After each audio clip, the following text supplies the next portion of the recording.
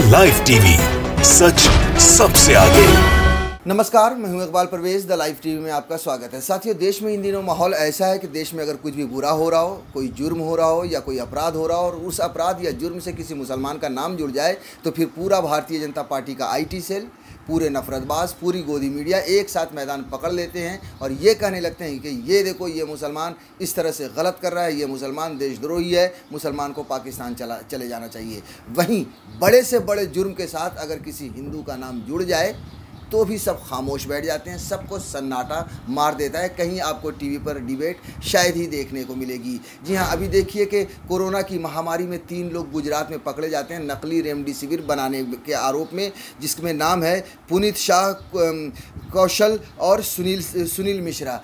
इन तीनों का नाम हिंदू है, आपने नाम से समझ ही लिया होगा आपने, मगर इन तीनों का नाम के नाम पर कहीं कोई डिबेट नहीं देखी होगी। सोचिए कि ज़रा पुनीत, कौशल और सुनील की जगह पर कोई इकबाल, कोई रहमान, कोई आलमगीर होता तो फिर क्या होता। आप अंदाज़ा लगाइए। पूरी गोदी मीडिया, भारतीय जनता पार्टी का पूरा आईटी सेल, पूरे नफरतबाज, पूरे संघी सब उतर जाते एक साथ मैदान में और सोशल मीडिया से लेकर टीवी चैनल पर हर जगह पर ये बहस छिड़ी होती कि ये देखो, ये मुसलमान इस महामारी के दौर में भी नकली दवाएं बना रहे हैं, अपनी जेबें गर्म कर रहे हैं। साथियों, आप ये सोचिए कि मैं ऐसा क्यों कह रहा हूँ। आप के सवाल में कुछ लोगों के मन में ये सवाल ज़रूर उठ रहा होगा कि मैं ऐसा क्यों कह रहा हूँ। इसको मैं साबित करूँगा अपने इस वीडियो के आखिरी में, ये साबित करूँगा। और वैसे बहुत सारे लोग देख रहे होंगे मेरी तरह से सोशल मीडिया पर और टीवी पर भी कि किस तरह से एक धर्म को या यूँ कहें कि मुसलमान को बदनाम करने की कोशिश की जाती है। साथियों, गुजरात की कहानी है। जी हाँ, गुजरात में 3 लोग पकड़ के जाते हैं।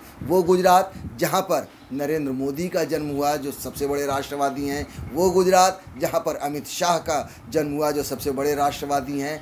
उस गुजरात में 3 लोग पकड़े जाते हैं नकली रेमडेसिविर बनाने के लिए, और उन्होंने नकली रेमडेसिविर बनाकर बेचा है, उससे पैसे कमा रहे हैं। उस गुजरात में 3 हिंदू पकड़े जाते हैं, मगर किसी का कोई जिक्र किसी गोदी मीडिया में नहीं छिड़ता है, कहीं कोई बहस और कहीं कोई मुबाहसा नहीं होता। साथियों, आप सोचिए कि कोरोना की महामारी में हर कोई परेशान है, लोग सांसों के लिए तरस रहे हैं, दवाइयों के लिए तरस रहे हैं।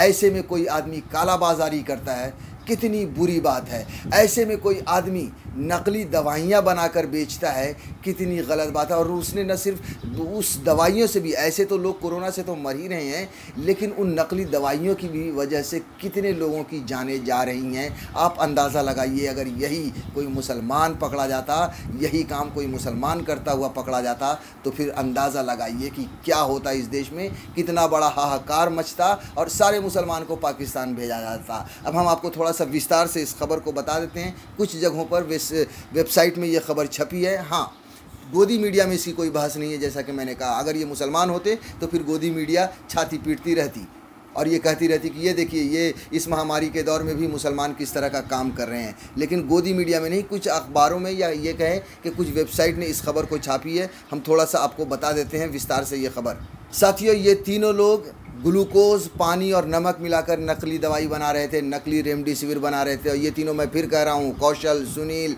ये और पुनीत, ये तीनों मुसलमान नहीं थे, ये तीनों हिंदू थे और वो भी गुजरात में पकड़े गए हैं। इन्होंने लाखों की दवाई समझ लीजिए कि बेच दिया है देश भर में अपने एजेंटों को खड़ा करके, और 80 रुपये की लागत से ये सिर्फ इंजेक्शन को बनाते थे। आप सोचिए कितने लोगों की जान जा रही होगी, क्योंकि ख़रीदने वाले को ये नहीं पता कि वो नकली दवाई लेकर जा रहा है, और नकली दवाई उसने अपने परिवार को लगाया और वो समझ लीजिए कि ऊपर पहुंच चुका हुआ। न जाने कितने लोगों की जान जा चुकी होगी और न जाने कितने लोगों की जानें जाने वाली हैं इन 3 हिंदुओं की वजह से। गुजरात के 3 हिंदुओं की वजह से अगर मुसलमान होता तो अब तक देश में हाहाकार मच जाता। मैं फिर रिपीट कर रहा हूँ। अब थोड़ा सा विस्तार से बता दें खबर कि ग्लूकोज और नमक से 1 लाख रेमडेसिविर तैयार कर देश भर में बेचा, सूरत में बनाकर मुंबई के रास्ते करते थे सप्लाई। नकली रेमडेसिविर बेचने वाली सूरत की गैंग से खुलासा हुआ कि कोरोना की दूसरी लहर में आरोपी 1 लाख से ज़्यादा नकली इंजेक्शन पूरे देश में सप्लाई कर चुके हैं। आरोपियों ने बताया कि सूरत में मास्क व ग्लव्स का कारोबार करने वाले कौशल वोरा और उनके पार्टनर पुनीत शाह ने 1 लाख से ज़्यादा नकली रेमडेसिविर तैयार कर मुंबई के रास्ते देश भर में बेचे। कबाड़ में इंजेक्शन की खाली बोतलें खरीदने के बाद मुंबई में रैपर तैयार कराए। गुजरात के मोरबी स्थित फार्म हाउस पर नमक व ग्लूकोज मिलाकर नकली इंजेक्शन बना रहे थे। एक इंजेक्शन 80 रुपये में तैयार कर दलालों की मदद से बाज़ार में 35 से 40 हज़ार रुपये में बेचते थे। सोचिए 80 रुपये में तैयार। एक आदमी जो मर रहा है, जो परेशान हाल है, हॉस्पिटल में है, ऑक्सीजन के लिए, बेड के लिए तरस रहा है, उनमें न जाने कितने गरीब भी होंगे, वो सोचिए कि 35 और 40 हज़ार रुपये का एक इंजेक्शन ख़रीद रहे थे। कहाँ हो गोदी मीडिया वालों, कहाँ हो नफ़रतबाजों? देखो ये मुसलमान नहीं है, ये हिंदू है, इसी देश का हिंदू है, और गुजरात में ये कारोबार चल रहा था। सूरत पुलिस ने फार्म हाउस के 1 लाख नकली इंजेक्शन जब्त किए हैं। आरोपियों ने इंदौर के सुनील मिश्रा को 1000 इंजेक्शन देने के अलावा 100 इंजेक्शन दवा बाज़ार के कारोबारी को भी बेचे हैं। 100 नकली इंजेक्शन की एक खेप 17,000 प्रति इंजेक्शन के भाव से दवा बाज़ार में एक कारोबारी को भी बेची। कारोबारी इन्हें ब्लैक में बेचने वाला था। रेमडेसिविर की कालाबाजारी में 17 आरोपियों की गिरफ्तारी हो चुकी है।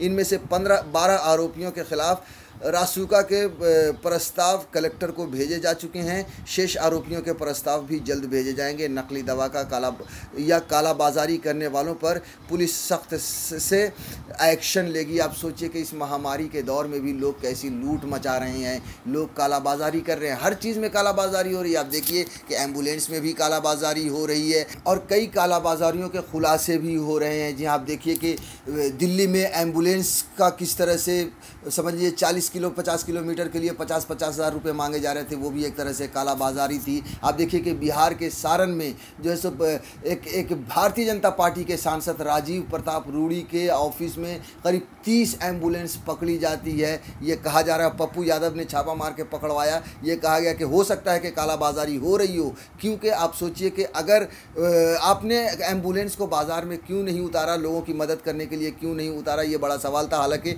रूड़ी बाद में आए और उन्होंने ये कहा कि साहब ड्राइवर नहीं मिल रहे हैं। ड्राइवर कैसे नहीं मिल रहे हैं? उसके बाद आप देखिए कि पप्पू यादव ने दर्जनों ड्राइवर को खड़ा कर दिया कि ये रहे ड्राइवर। और रूड़ी प्रताप से खुद आप सवाल पूछिए कि आप अपनी रैली में लाखों लोगों को खड़ा कर लेते हैं, इमीडिएटली मिल जाते हैं, आपको 10-20 ड्राइवर नहीं मिल सकते। तो ये सब झूठ है। इसी तरह से कालाबाजारी इस देश में हो रही है। शुक्र है कि मुसलमान ना के बराबर आ रहे हैं। अगर मुसलमान का नाम होता तो पूरे देश में ढिंढोरा पीटा जाता। और मैं एक बार और क्लियर कर दूं कि मैं भी गुस्से में आकर या जज्बात में आकर, क्योंकि बार बार मुसलमानों को बदनाम किया जाता है, इसलिए मैं ये कह रहा हूँ कि हिंदू पकड़े जा रहे हैं। असल में मैं पहले भी ये बात कह चुका हूँ कि इनका कोई धर्म नहीं होता। ये बुरे लोग होते हैं, ये कमज़र्फ लोग होते हैं। इनका किसी भी धर्म से कोई लेना देना नहीं है। कालाबाजारी मुसलमान भी कर सकते हैं और कर रहे होंगे कहीं ना कहीं, और हिंदू भी कर रहे होंगे और करते हुए पकड़े भी जा रहे हैं। अब आप में से कुछ के मन में ये सवाल उठ रहा होगा कि भाई मैं ये क्यों कह रहा हूँ कि मुसलमानों को इस तरह से बदनाम करने के लिए या उनको टारगेट किया जाता है। अब आप देख लीजिए कि खान मार्केट में क्या हुआ। खान मार्केट में खान चाचा नाम के एक रेस्टोरेंट में ऑक्सीजन कॉन्सेंट्रेटर पकड़ा जाता है और ये कहा जाता है कि कालाबाजारी के लिए पकड़ा गया। आप सोशल मीडिया पर देख लीजिए कि किस तरह से उसके खिलाफ एक हवा चलाई गई। चूँकि खान मार्केट मतलब मार्केट का नाम खान है यानी मुसलमान, और उस रेस्टोरेंट का नाम भी खान है, इसलिए लोगों को, अंधभक्तों को और ट्रोलर्स को ये लगा कि वाह मुसलमान है, मुसलमान का रेस्टोरेंट होगा, मुसलमान मार्केट में है, इसलिए उसे बदनाम करने लगे और ये कहने लगे कि ये देखो मुसलमान क्या कर रहे हैं, मुसलमान मार्केट में, मुसलमान रेस्टोरेंट में क्या हो रहा है। ये सोशल मीडिया पर पूरी तरह से हवा बनाई गई। शुक्र है कि उस रेस्टोरेंट का मालिक मुसलमान नहीं है, उस रेस्टोरेंट का मालिक हिंदू है और उसका नाम नवीन कालरा है। जी हाँ, नवीन कालरा। लेकिन सोशल मीडिया पर हैशटैग चलाए गए हैं उसके। मैं थोड़ा सा विस्तार से खबर बता दूं तो आपको ये समझ में आ जाएगा कि ऑक्सीजन कॉन्सेंट्रेटर की कालाबाजारी करने वाले खान चाचा रेस्टोरेंट का मालिक मुस्लिम नहीं हिंदू है। ये हेडलाइन में छापी है आज तक में। चूँकि हैशटैग चलाया जा रहा था और मुसलमानों को बदनाम किया जा रहा था, इसलिए लिखा गया है कि ऑक्सीजन की किल्लत के बीच देश की राजधानी दिल्ली में ऑक्सीजन कंसंट्रेटर की कालाबाजारी के कई मामले सामने आ रहे हैं। अप्रैल में पुलिस ने दिल्ली के शास्त्री नगर इलाके में ऑक्सीजन कंसंट्रेटर की कालाबाजारी करने वाले गिरोह का पर्दाफाश किया था और तकरीबन 2 करोड़ के कंसंट्रेटर बरामद किए थे। अब ऐसा ही एक मामला दिल्ली के खान मार्केट इलाके में सामने आया है। यहाँ 6 और 7 मई 2021 को खान चाचा रेस्टोरेंट सहित कुछ अन्य रेस्टोरेंट में छापा मारकर पुलिस ने 500 से भी ज़्यादा ऑक्सीजन कंसंट्रेटर बरामद किए। इस बीच बहुत सारे लोग हैशटैग खान चाचा और हैशटैग खान मार्केट गैंग जैसे हैशटैग के साथ ऐसा दावा कर रहे हैं कि खान चाचा रेस्टोरेंट का मालिक मुस्लिम है। अब समझ में आया मैं बार बार क्यों कह रहा हूँ कि वो 3 हिंदू पकड़े पकड़े गए, शुक्र है कि मुसलमान नहीं थे, अगर मुसलमान होते तो गोदी मीडिया में इसकी बहुत ज़्यादा हंगामा होता और देश भर में हैशटैग चला जाते। इसीलिए कि चूँकि उस रेस्टोरेंट का नाम खान जुड़ा हुआ है, चूँकि मार्केट का नाम खान है, इसलिए इसे भी मुसलमान से जोड़ दिया गया। एक फेसबुक यूज़र ने खान चाचा रेस्टोरेंट में हुई छापेमारी का वीडियो शेयर करते हुए लिखा, खान चाचा रेस्टोरेंट, खान मार्केट, दिल्ली से 400 के लगभग ऑक्सीजन कंसंट्रेटर सिलेंडर बरामद किए। सुना है ये रेस्टोरेंट मक्का से हज करके आए किसी हाजी का है। रमज़ान के महीने में काफिरों को ब्लैक में ऑक्सीजन का सामान इत्यादि बेचकर सवाब कमा रहे होंगे। वामपंथियों, बुद्धिजीवियों, अब तो मुंह में दही जम गया होगा, क्योंकि ये किसी खान चाचा का है। अगर किसी हिंदू का होता तो अभी तो उसको संघी कहकर सोशल मीडिया ही सर पर उठा लिया होता, चाहे वो संघी के बजाय कांग्रेसी ही क्यों ना होता। देख लीजिए कि किस तरह की भाषा और किस तरह की ये बात लिखी जा रही है सोशल मीडिया पर। खान चाचा रेस्टोरेंट के मालिक को मुसलमान बताने वाली ऐसी ही एक फेसबुक पोस्ट पर एक यूज़र ने कमेंट किया, इबादत के महीने में गुनाह। एक अन्य यूज़र ने लिखा, ये भी एक जिहाद है। अब सोचिए कि ये मैंने शुरुआत में ही कहा कि इसी तरह से बदनाम किया जाता है मुसलमानों को, बस कहीं मौका मिल जाए कि मुसलमान का कुछ कनेक्शन है। इसीलिए मैंने बार बार कहा कि ये जो गुजरात में सोचिए कि महामारी में 3 लोग पकड़े गए, उनका नाम बताया, पुनीत, सुनील, ये लोग मुसलमान नहीं थे। शुक्र है वो नकली दवाई बनाने वाले जो पकड़े गए, शुक्र है कि मुसलमान नहीं थे। द लाइव टीवी, सच सबसे आगे।